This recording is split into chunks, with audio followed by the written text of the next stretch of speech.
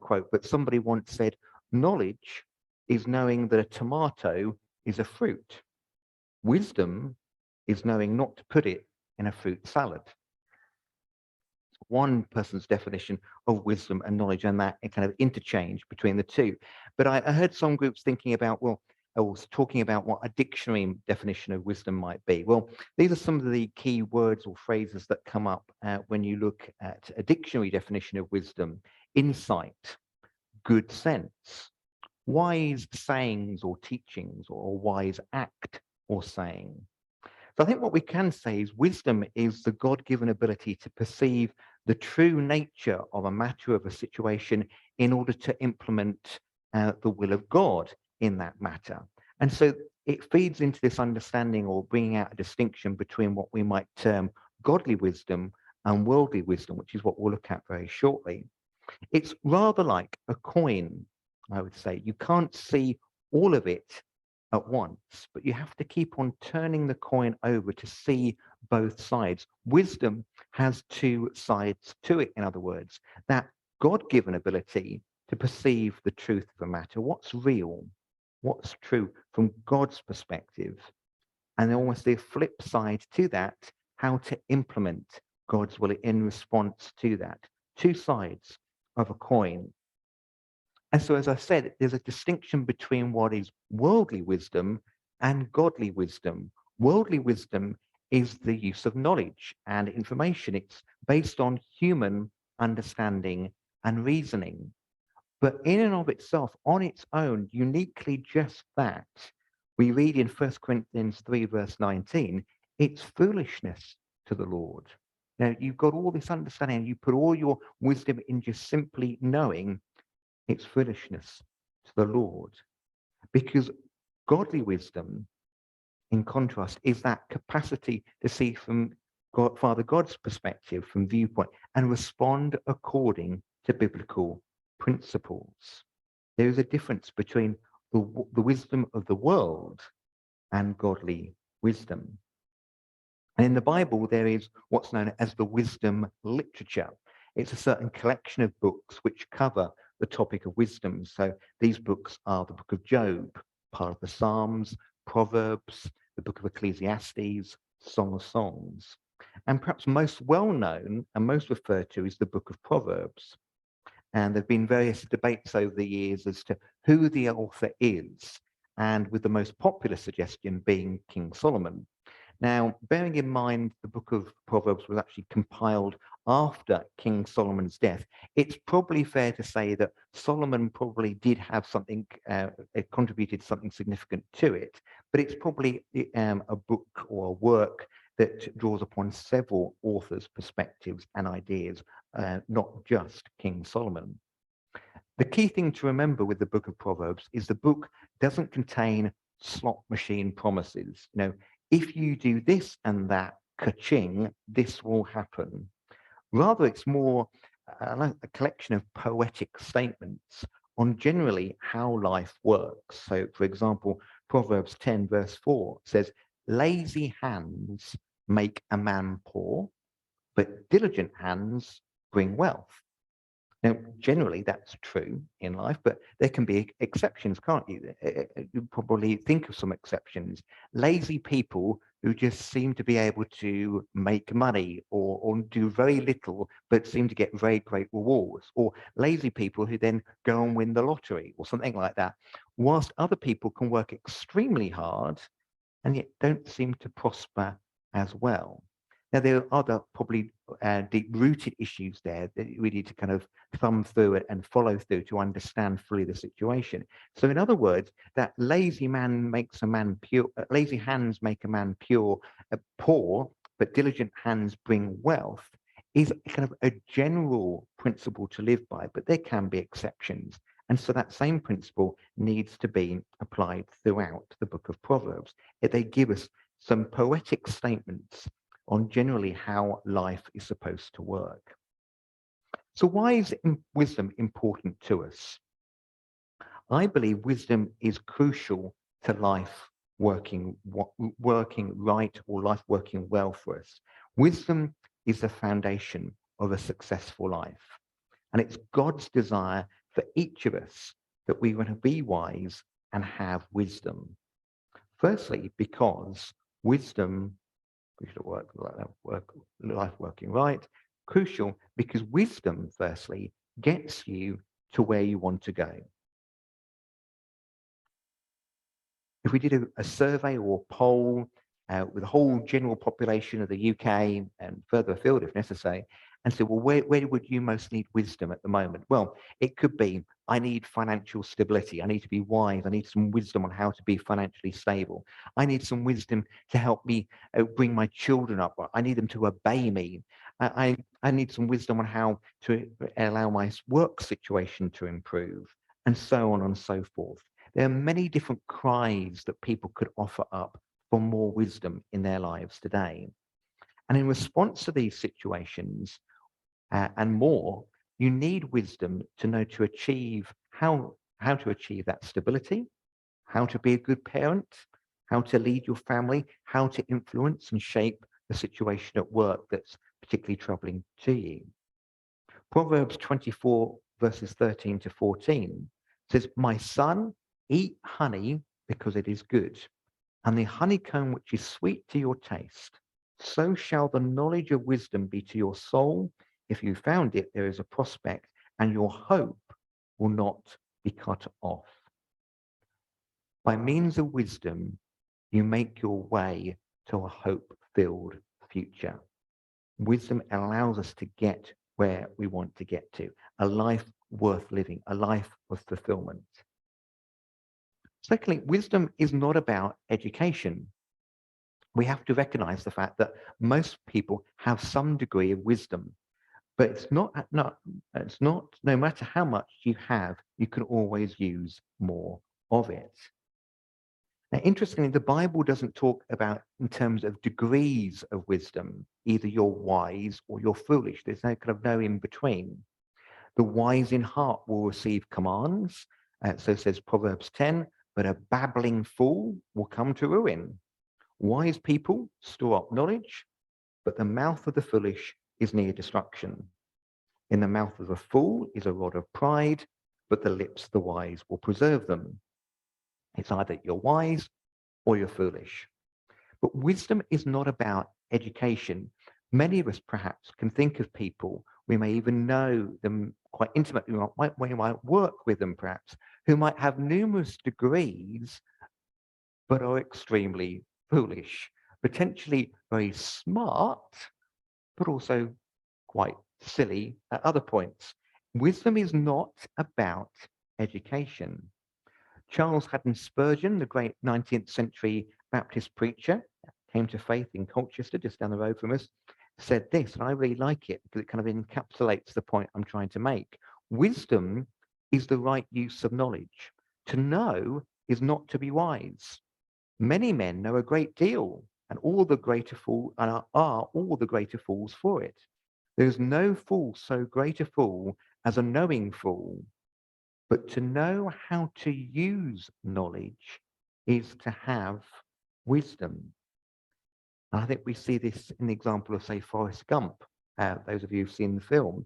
Simplicity, understanding values and human character makes Forrest incredibly wise, and yet in the world could be perceived to be quite foolish, the foolish character. He's a bit kind of slow. In many respects, his wisdom runs very deep. So wisdom is not about education. Thirdly, wisdom is a commandment. Matthew 10 verse 15 says, be as wise as serpents and as innocent as doves. It's one of these things actually that God brings our attention to. It isn't just an optional extra. Well, I'll try and get through life, and if possible, I'll be a bit wise along the way. God wants us to be wise. Like all commandments, we can either choose to obey it or disobey it. It's a choice. If you don't choose wisdom, in effect, you could be choosing destruction. Proverbs 1 verses 30 to 33. They would have none of my counsel, as if wisdom is speaking. They would have none of my counsel and despise my every rebuke. Therefore they shall eat the fruit of their own way and be filled to the full with their own fancies. The turning away of the simple will slay them, and the complacency of fools will destroy them. But whoever listens to me will dwell safely and will be secure without fear of evil. Wisdom is a commandment for us to obey, to grow in. And finally, wisdom extends to every area of your life. Without majoring too much or giving him more credit than he's due, the enemy, the devil, is seeking to try and trip you up, obstruct your path, and generally hold you back in life. God desires to give you wisdom in all areas of your life so that you can overcome every negative circumstance, situation, and problem you face. Proverbs 3, again, book of wisdom. She is a tree of life to those who take hold of her, and happy are all who retain her. Now, as in many places throughout the book of Proverbs, wisdom is described, as we've just seen in those verses, is described in feminine terms. She is a tree of life to those who take hold of her, and happy are all who retain her.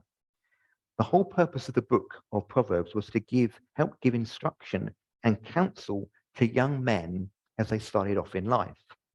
Interestingly, the main characters throughout the book are women.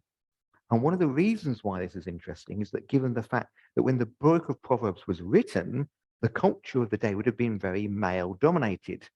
So to give a woman such a high profile would have been extraordinary. And it still has relevance and meaning to us today. The book of Proverbs applies to both men and women. But we see through the book, reference is made to Lady Wisdom and Madam Folly. The imagery being used here is to help emphasize the message. Search hard after wisdom. Fall in love with Lady Wisdom, but don't be seduced by Madam Folly. Pursue a dynamic, passionate relationship with wisdom.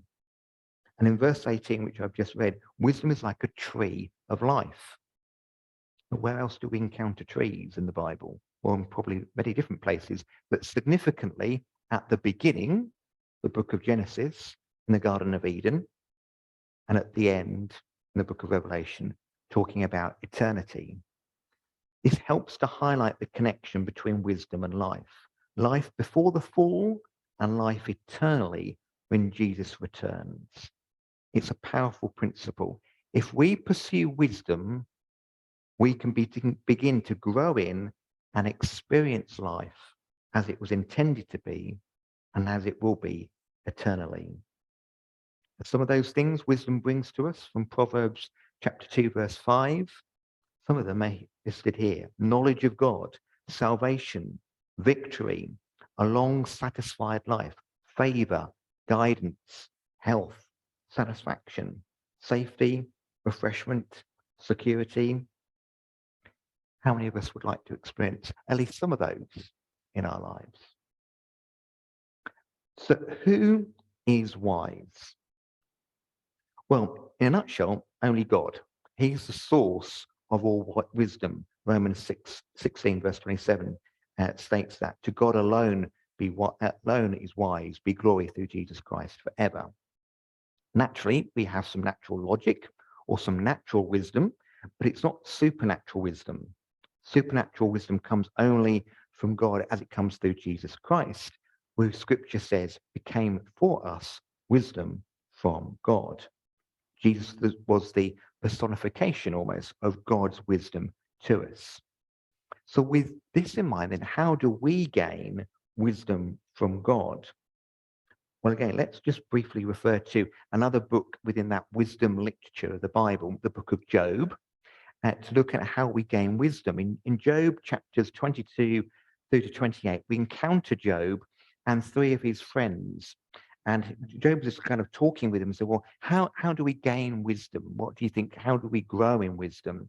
And these three friends each have a particular view, each having an element of truth in it, but not quite encapsulating the whole truth about wisdom. The first friend, Eliphaz, says, well, actually, wisdom is gained by observing and experiencing life. First-hand knowledge, the way of the way life works. At the core of Eliphaz's wisdom to Job, it was all about, let me tell you about my experience and what it's taught me. Now, to a certain extent, that's helpful. That's good. How have people who've been in similar situations to me, how have they come through that? That's good. But to call that that's how wisdom works exclusively, is just one perspective. It's just one part of the puzzle, so to speak.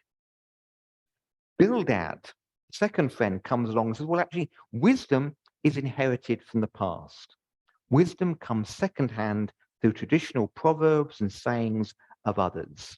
In other words, you learn everything everyone else has ever said about wisdom, as well as every wise saying that's ever been spoken, and kind of almost build up your understanding from the past, and that's all. That's what wisdom's all about. Again, some good insight there, learning from the past. But we also need to be thinking, well, we're living here in the present, moving into the future. So how do we take the past and apply it to that? Part of what wisdom is, but it's not just about inheriting from the past.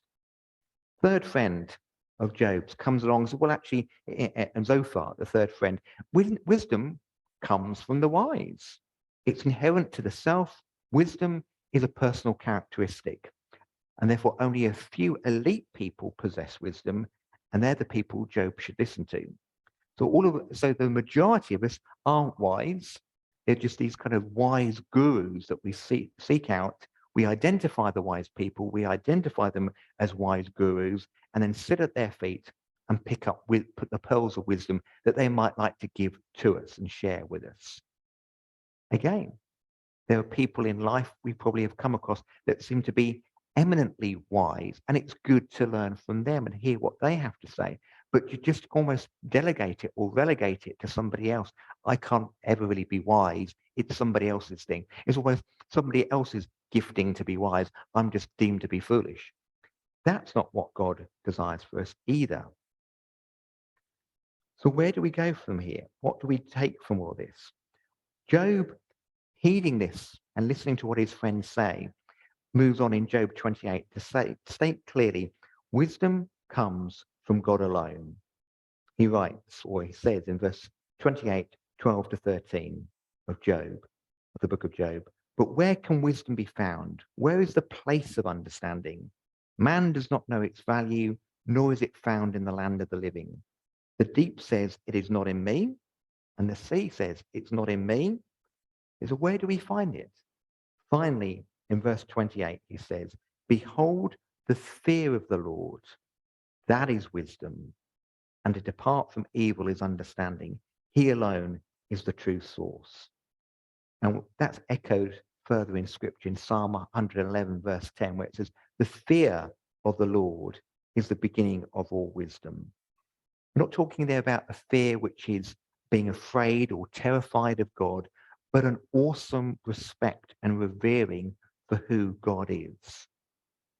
Remember, fear is the tool, love is the goal.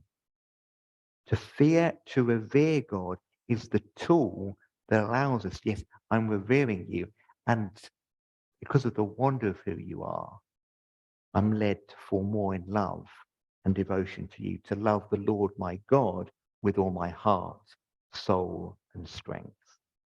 Fear is the tool, love is the goal, not the other way around. So, how do we gain more wisdom? Talking about lots about wisdom. Having talked about the book of Proverbs not being like a slot machine, put this in, ka-ching, and a result comes out. I don't want to almost fall into that same trap and throw some ka-ching moments out to you. We'll do this and we'll gain some wisdom. But I do think there's some tips for us to help heed, or some tips for us to heed to help us gain more wisdom. And I want to close by sharing some this morning with you. Firstly, how do I gain more wisdom? Admit that you don't know everything. Somebody once said, all I know is a result of what I have learned. But all that I have learned is not all there is to know. All I know is a result of what I have learned. but all that I have learnt is not all there is to know about something. James 1 verse 5 says, if any of you lacks wisdom, let him ask of God, who gives to all liberally, freedom without restriction, without reproach, and it will be given to him. We're to come to God as children to ask him for more wisdom. He's not going to turn you away or call you stupid. He wants to give you wisdom. He wants you to be wise. And we see that in the account of King Jehoshaphat, which I think I've mentioned a couple of weeks ago. But in 2 Chronicles chapter 20, King Jehoshaphat, king of Judah, awakes one morning to find him completely surrounded by his enemies. He's the king, for goodness sake, but he doesn't know what to do. Wasn't anticipating this. How are we going to deal with this? There's advisors, there's the people milling around, probably becoming more and more frightful about what the enemy might do to them. What are we going to do, Your Majesty? And King Jehoshaphat boldly comes out and declares, and we're going to pray. Oh, great. He's going to pray. So he's going to command something to happen. And his prayer is, God, we don't know what to do, but our eyes are on you.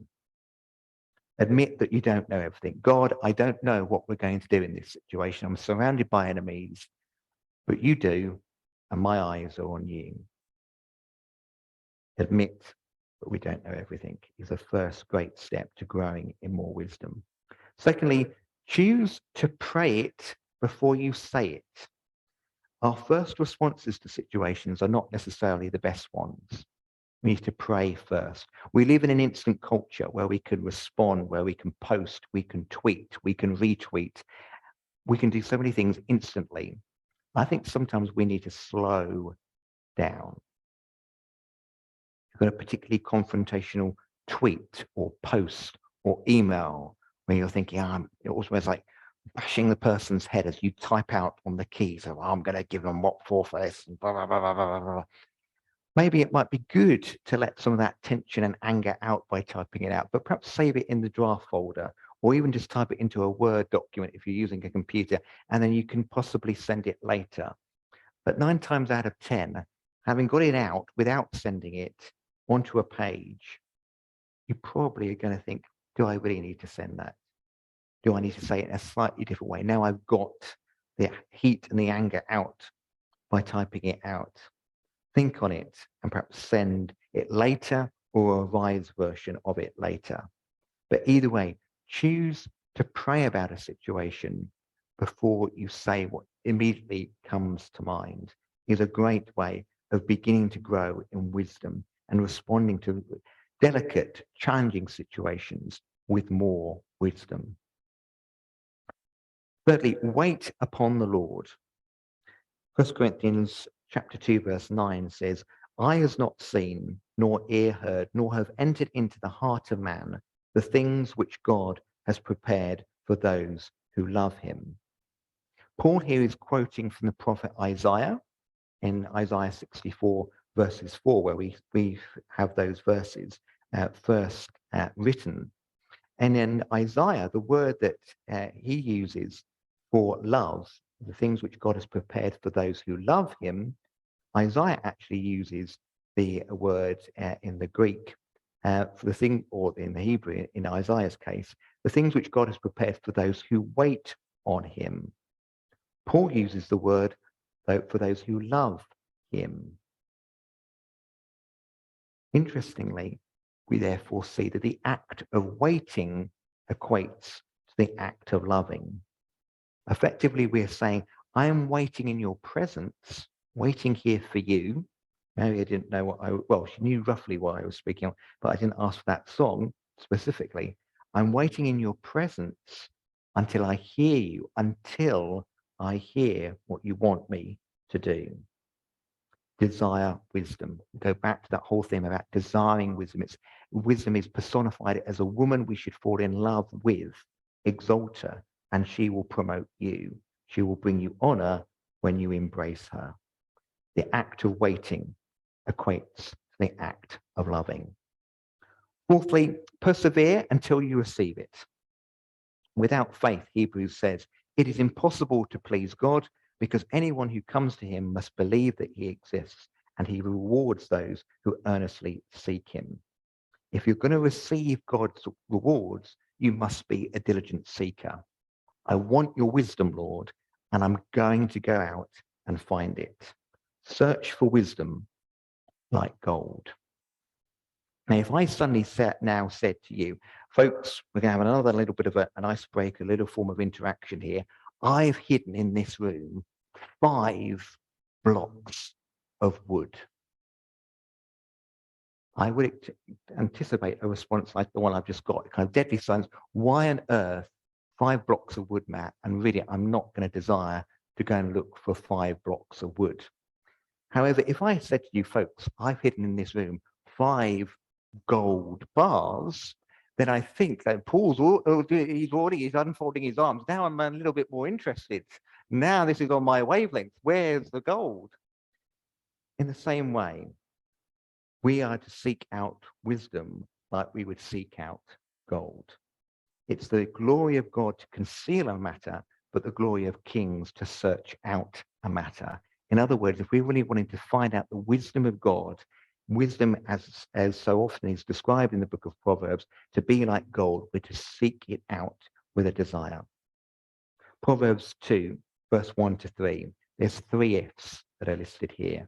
My son or daughter, if you accept my words and store up my commands within you, turning your ear to wisdom and applying your heart to understanding, and if you call out for insight and cry aloud for understanding, and if you look for it as for silver and search for it as for hidden treasure, then you'll understand the fear of the Lord and find the knowledge of God.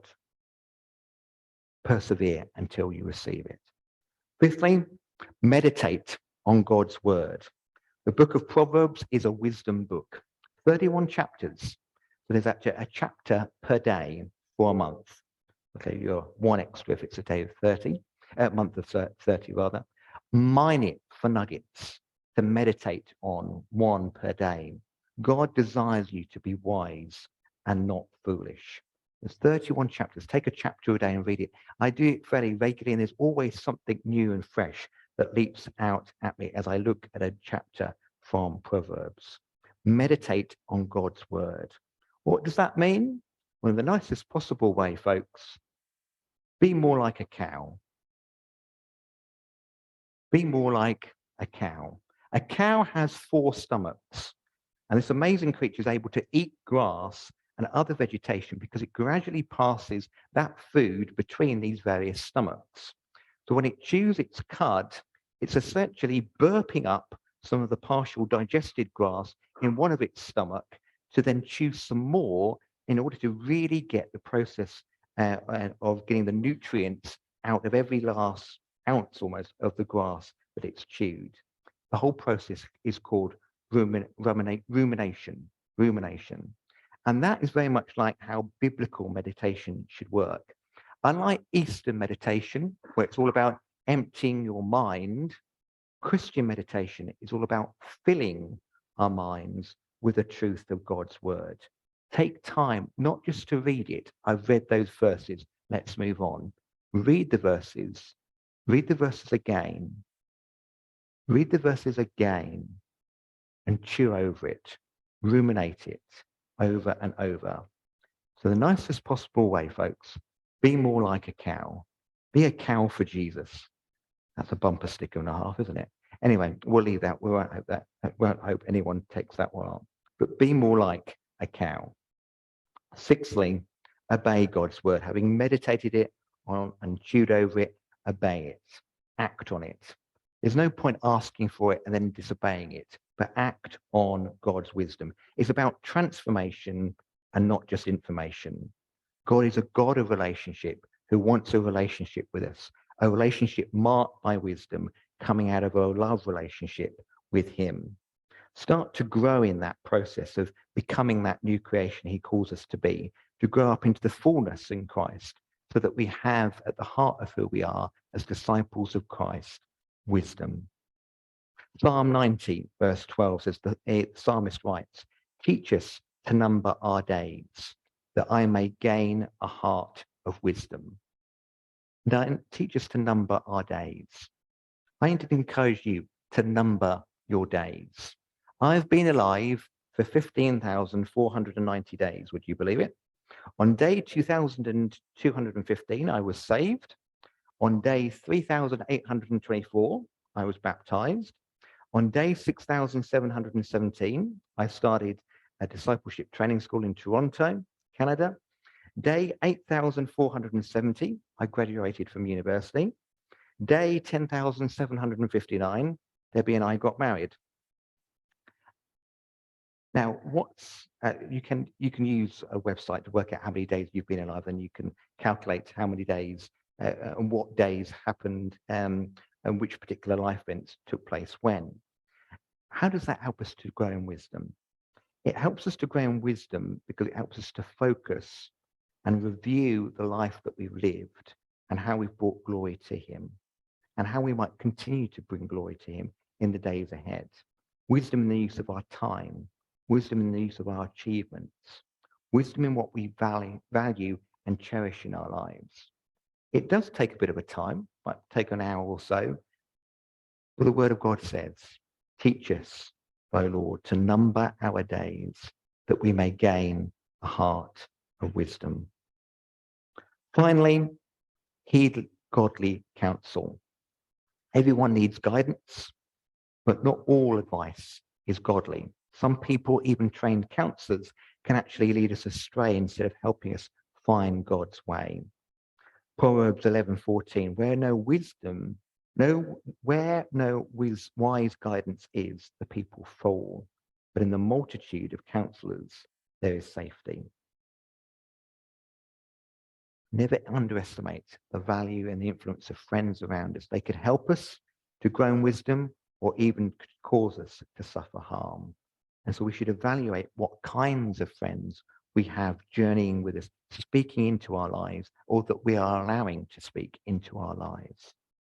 And equally for ourselves, how are we being the most friendly and most helpful to our friends in sharing the wisdom of God? Are we willing to tell the truth sometimes based on what Scripture says, or is our goal only to tell them what they want to hear? Proverbs 27:6 says, faithful are the wounds of a friend, but deceitful are the kisses of an enemy. Faithful are the wounds of a friend. Faithful, in other words, are those friends that actually speak the truth in love, that are designed the very best for us. Sometimes there's a wound. Oh, wow, I probably did need to hear that, but that's wounded me. That's cut deep. But faithful are the wounds of a friend, as opposed to the more deceitful kisses of somebody who's just willing to tell things and tell me things and tell me to do things that they think I want to hear. Agreed with and acted on. So some 7 tips there, how to gain and grow in wisdom this morning. As we close, as a form of response, what I'd like us to do firstly is take some time to think about the words of Proverbs 2, verses 1 through to 6.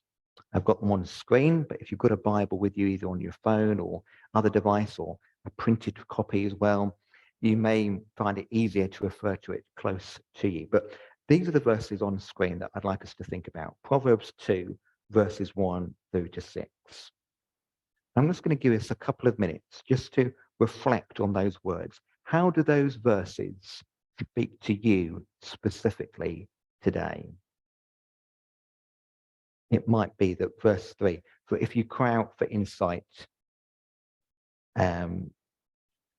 you'll gain wisdom. Actually, Lord, I'm very much in a situation at the moment where I need your insight. That's such an encouragement for me to do what I need to do what you're calling me to do in this situation where I need insight. It might be something like that. I'm just going to give this 2 minutes, and perhaps, Derek, if you can put some of that music on in the background so it's not entirely silent, but give a couple of minutes just for you personally to read those verses, reflect on them. Which verses speak to you specifically today?